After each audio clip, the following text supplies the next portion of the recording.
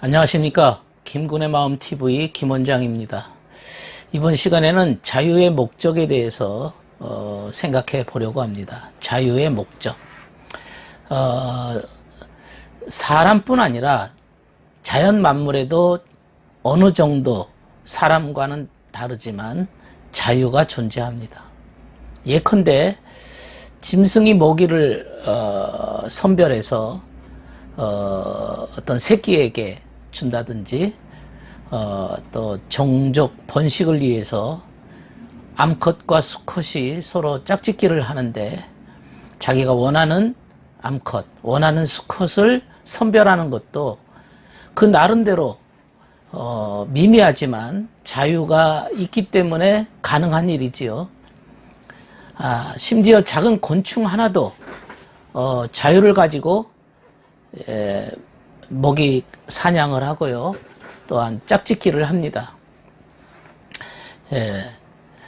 예를 들면 누에는 자신의 입에서 명주 씨를 뽑아내고 또 벌은 자유롭게 꽃과 이런 꿀을 찾아서 날아다니면서 꿀을 채취하고 새는 공중에서 어떤 자유에 의해서 날아다닙니다.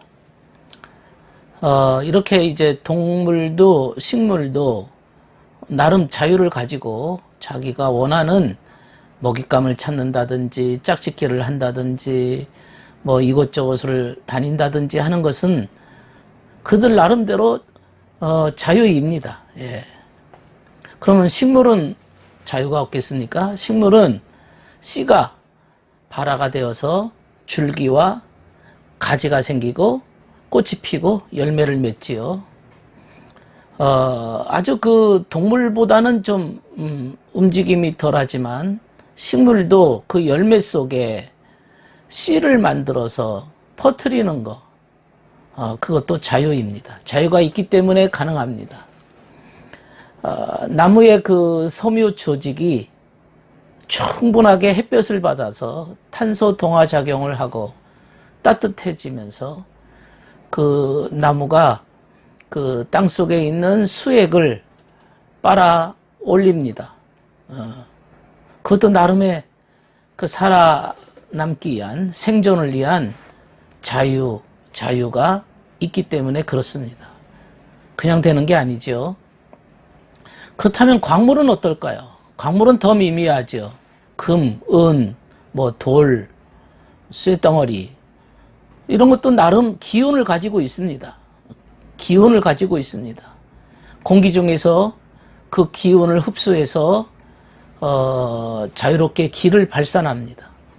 기를 발산합니다.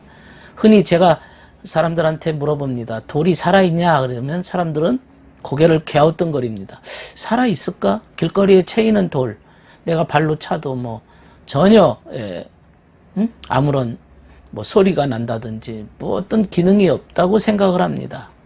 그런데 돌이 살아있다는 증거는 돌이 다이아몬드가 되고 보석이 되는 거 아닙니까? 오랜 세월을 거쳐서.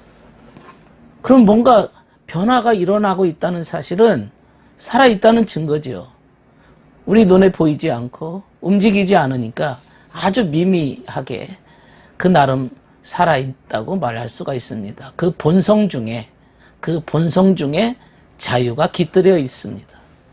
그래서 먹잇감을 찾고 짝짓기를 하고 그렇게 만물에 이렇게 존재하는 것이죠. 그 세력은 미미하지만 나름 성장과 발전을 하고 있으며 자유를 가지고 있습니다.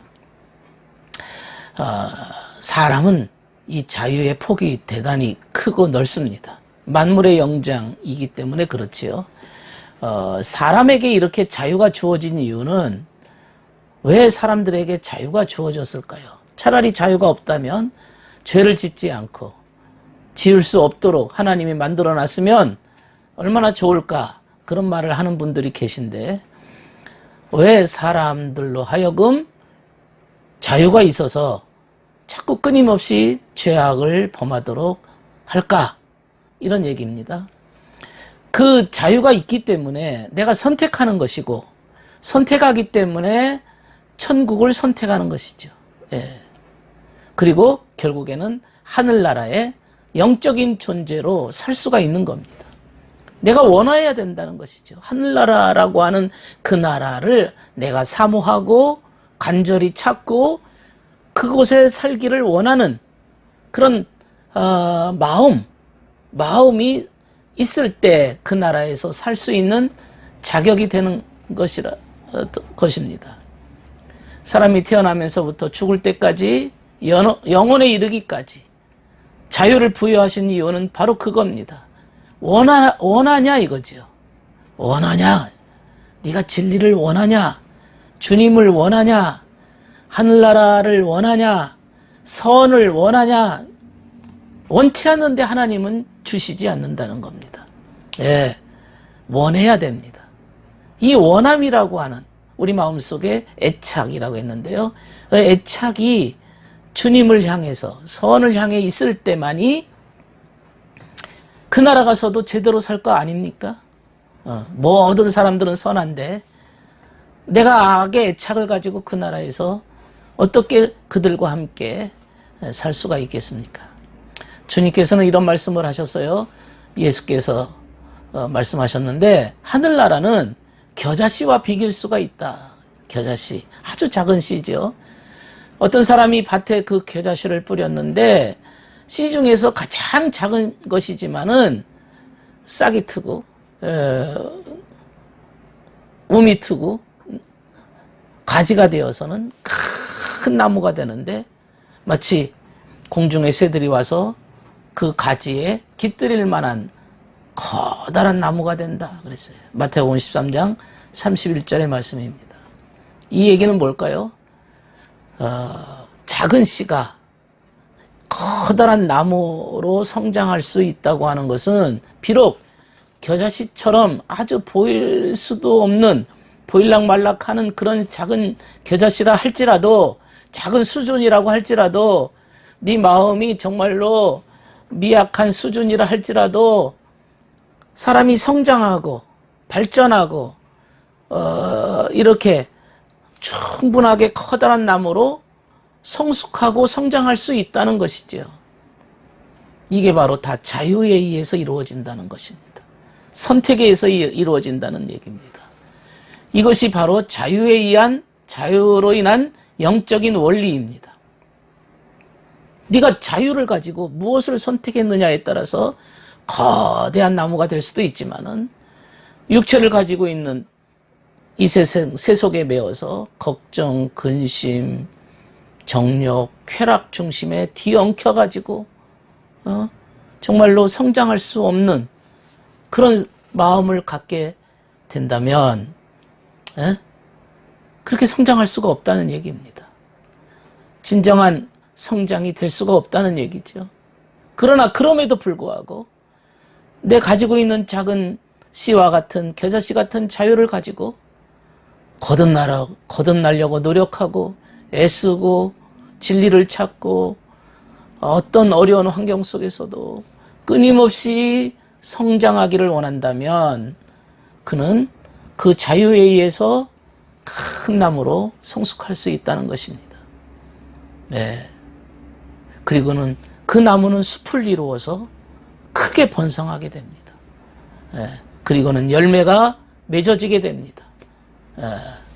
영원히 이런 것들이 증가하고 발전하고 성숙하고 하는 과정이라 이거지요. 인간의 삶이라는 것은 육체를 가지고 이 땅에서 살지만 저 세상에 들어가서 영원한 세계에 이르기까지 이런 성숙과 성장은 네가 원하는 자유를 가지고 할 수 있다는 것이죠. 이게 주님께서 겨자씨에서 가르치신 비유입니다. 어떻게 이것이 가능할까요? 그냥 자유롭게 한다고 가능할까요? 아닙니다. 그 씨라고 하는 것은 진리를 의미하기 때문에 진정 자유의지를 가지고 진리를 마음속에서 진정으로 받아들이고 진리를 가지고 꾸준하게 산다면 이거죠. 네 정욕대로, 본성대로, 욕심대로 사는 게 아니라 진리대로 산다면 결국에는 큰 열매를 얻게 된다. 그런 뜻입니다. 이 진리가 제 아무리 작아도, 제 아무리 부족해 보여도 일단 내 마음의 뿌리를 내리고, 내 마음의 뿌리를 내리고 내 마음의 옥토에 뿌려진 씨처럼 탁 내리면 그 다음에는 이 겨자씨는 싹이 나고 가지가 생기고 나무가 되어집니다. 그리고는 공중의 새들이 와서 가지에 둥지를 틉니다. 공중의 새들이 이렇게 날아들지 않습니까? 날아드는 거죠.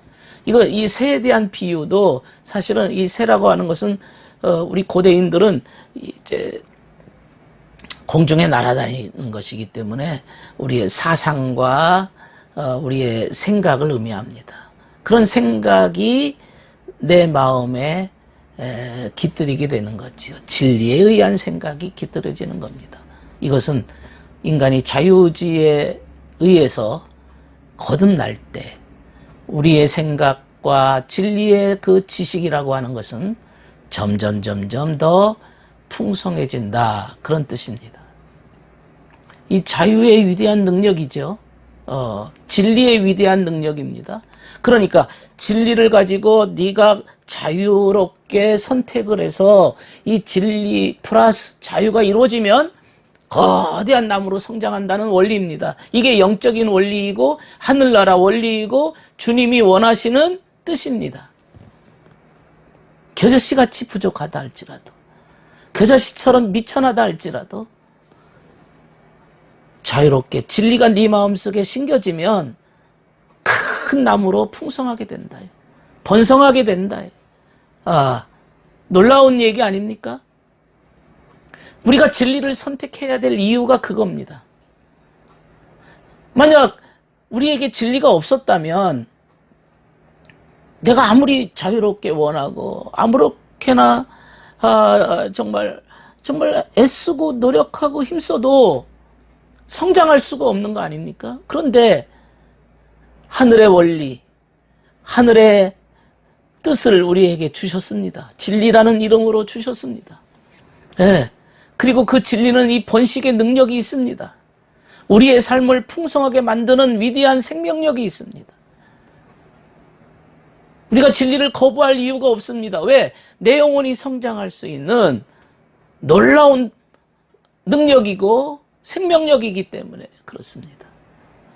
네. 진리 없으면 이렇게 될 수가 없다는 거죠. 진리만이 가능한 이야기입니다.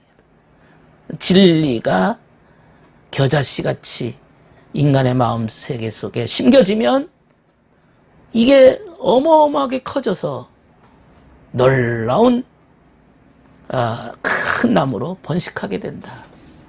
그러나 진리 없이 그저 새 속에 얽매여서 정욕과 본능에 욕심에 사로잡혀서 인생을 산다면 이러한 열매는 없다는 겁니다.